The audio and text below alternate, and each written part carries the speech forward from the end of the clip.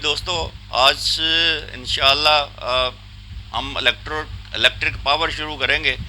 ये बहुत important topic है और आपको इसको लाजमी समझना है।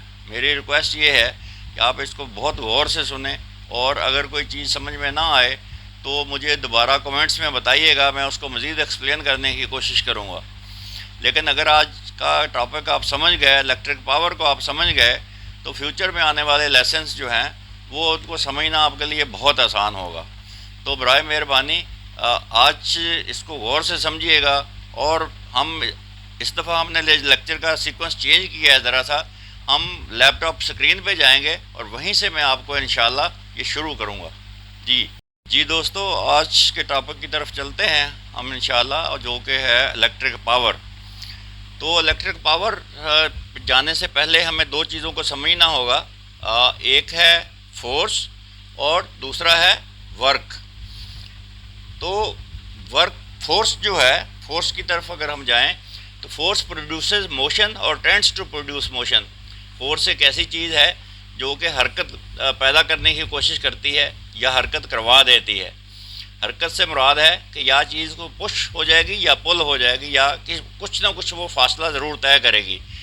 तो अक्सर आपने देखा होगा कि चीज़ें ऊपर से अगर गिराई जाएं तो वो नीचे ज़मीन की तरफ गिरती हैं और ज़मीन पे आगे टच कर जाती हैं। ये ऐसा क्यों होता है? क्योंकि ज़मीन का ग्रेविटेशनल फोर्स जो है उस चीज़ को अपनी तरफ खींचती है और वो ज़मीन पे आगे गिरती है। तो इसका मतलब है कि फोर्स जब भी हम एक्सर्ट करें किसी चीज़ पे तो वो हरकत करेगी, चाहे वो आपकी तरफ आएगी या आपसे दूर जाएगी। जैसे कि ज़मीन की ग्रेविटेशनल फोर्स जो है वो ज़मीन की तरफ चीज़ को खींचती है। इसी तरीके से फोर्स जो है वो अगर किसी चीज़ इलेक्ट्रिकल फोर्स लगाई जाए तो चीज़ चलनी शुरू हो जाती है। मसलन एक पंखे को अगर हम इलेक्ट्रिकल फोर्स लगाएं तो वो मूव करना शुरू करेगा। मूव क्यों करता है इलेक्ट्रिकल फोर्स? जो हम उसको वोल्टेज देते हैं, जिसको हम ईएमएफ कहते हैं या वोल्टेज कहते हैं। ईएमएफ जो है वो वोल्टेज में मेयर की जाती है और फोर्स जो है वो न्यूटन में मेयर की जाती है। उसकी मेयरिंग यूनिट न्यूटन्स है। तो हमने क्या देखा कि जब भी किसी चीज़ को मूव करवाना हो तो उस पर फोर्स की ज़रूरत है और फोर्स के बगैर कोई चीज़ मूव नहीं करेगी। तो वर्क है, वर्क क्या है? Work is defined as force acting through space. इसका मतलब ये है कि no work has been done if thing is not moved. अगर चीज़ ने हरकत नहीं की है तो कोई काम नहीं हुआ है। काम हम उसी सूरत में कहेंगे कि वर्क हुआ है जब कोई चीज़ मूव करेगी और वो कुछ फासला भी तय करेगी, डिस्टेंस भी तय करेगी। इसलिए work is equal to force, जो कि पाउंड्स में होगी, इनटू डिस्टेंस जो उसने कवर किया है, जो फीट में होगा, और इसका यूनिट होगा फुट पाउंड।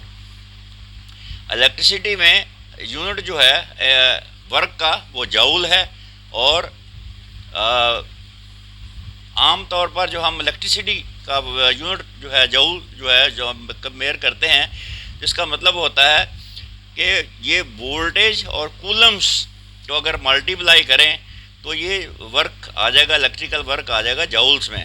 मसलन वोल्टेज इंटू कूलम्स जो कि चार्ज है, तो V into C is equal to electrical work done in joules.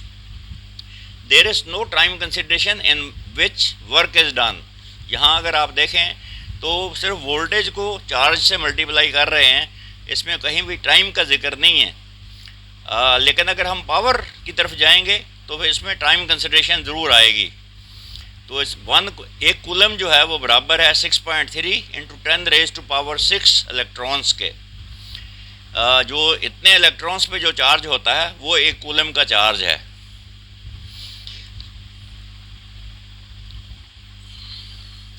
तो इलेक्ट्रिकल पावर अगर हम देखें तो इसका फार्मूला अगर हम बनाएं तो ये बनेगा work divided by time in foot pounds पर सेकेंड। अब देखें इसके साथ सेकेंड्स भी आ गया, टाइम भी आ गया।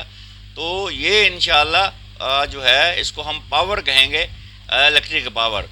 The relation of work to the power is express as power is equal to work divided by time, W over T। Unit of power is watt, क्योंकि आपको पता है कि जहाँ भी पावर कंजम्पशन की बात होती है वहाँ पे वाट्स का जिक्र ज़रूर आता है। फॉर एग्ज़ाम्पल मैं आपको एक मिसाल दूँ कि अगर हम ये कहें कि एक ज़मीन का एक हिस्से को 20 फुट ऊंचा करना है, तो अगर हम क्रेन से करें तो 2 सेकंड में हो जाएगा। उसका बड़ा जो वो मिट्टी उठाने वाला होता है उसको उठाएं और वहाँ पर डाल दें, एक ही दफ़ा भर के वो डालेगी तो क्रेन तो ऊंचा हो जाएगा। लेकिन अगर वही काम एक बंदा करेगा तो वो तकरीबन 20 मिनट में शायद ये काम कर सके। तो यानी 20 मिनट 1200 सेकेंड्स।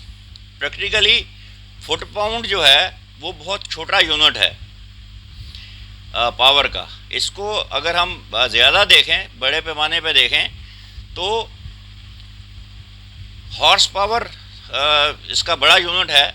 ये पुराने ज़माने में क्योंकि घोड़ों से काम लिया जाता था, तो इसलिए उस वक़्त एक घोड़ा जो काम करता था वो तकरीबन 550 फुट पाउंड के बराबर माना जाता है। तो 550 फुट पाउंड पर सेकंड का मतलब है 1 horse power. In electrical systems power is measured in watts. Watt is equal to work divided by time is equal to voltage divided multiplied by coulombs divided by time. ये आप गौर से अगर आप इसको देखें तो हमने क्या किया है, वोल्ट्स को कूलम से मल्टीप्लाई किया है। अब कूलम क्या है? Coulomb basically flow of electrons है, जिसको हम एम्पियर्स में मेयर करते हैं, जो कि करंट भी इसको कहते हैं। तो अगर कूलम्स को हम रिप्लेस करें करंट से तो ये क्या हो जाएगा, पावर बराबर होगा वोल्टेज। कूलम की जगह पे हम अगर इसको करंट ले आएँ तो ये हो जाएगा P is equal to V into I, यानी वोल्टेज इंटू करंट। तो आमतौर पर 740 वाट जो हैं ये 1 हॉर्स पावर के बराबर गिने जाते हैं। आगे चलते हैं। ये एक डायग्राम है, आप देखें, इसमें एक जनरेटर है, डीसी जनरेटर है, इसके साथ एक मोटर लगी हुई है और इसमें सीरीज़ में 1 एम्पियर मीटर भी लगाया हुआ है और मोटर के पैरेलल में हमने एक वोल्ट मीटर भी लगाया हुआ है। वोल्ट मीटर 120 वोल्ट मेयर कर रहा है और एम्पियर मीटर 8 एम्पियर मेयर कर रहा है। तो P is equal to V into I का फार्मूला अगर हम लगाएं तो ये 120 दरबे 8, ये 960 वाट पावर बनती है। 960 वाट का मतलब ये है कि ये मोटर जो है ये आउटपुट में 1 हॉर्स पावर दे रही है, जबकि ये कंज्यूम 960 वाट कर रही है। तो इसका मतलब ये हुआ कि 960 divided by 746 is equal to 1.28 horse power. तो ये 1.28 हॉर्स पावर की मोटर है। एफिशिएंसी को अगर हम डिवाइड करें तो it is the percentage of the total input power that is actually delivered at output.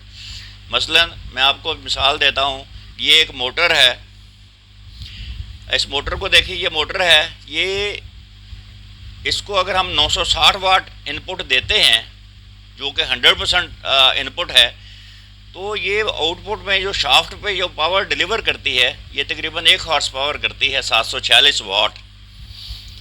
तो इनपुट 960 वाट, आउटपुट जो है वो 746 वाट।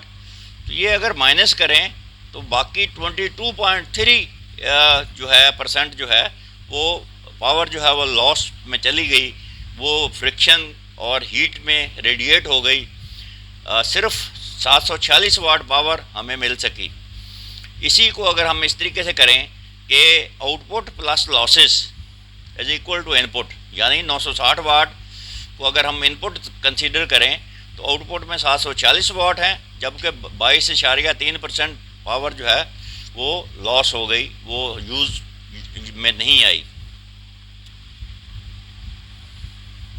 इसी को अगर हम परसेंटेज में कैलकुलेट करें इसकी एफिशिएंसी को, तो ये आप निकालें 77.7% बनता है। ये 746 वाट जो है, तो 77.7% जो है ये एफिशिएंट है ये मोटर जो है।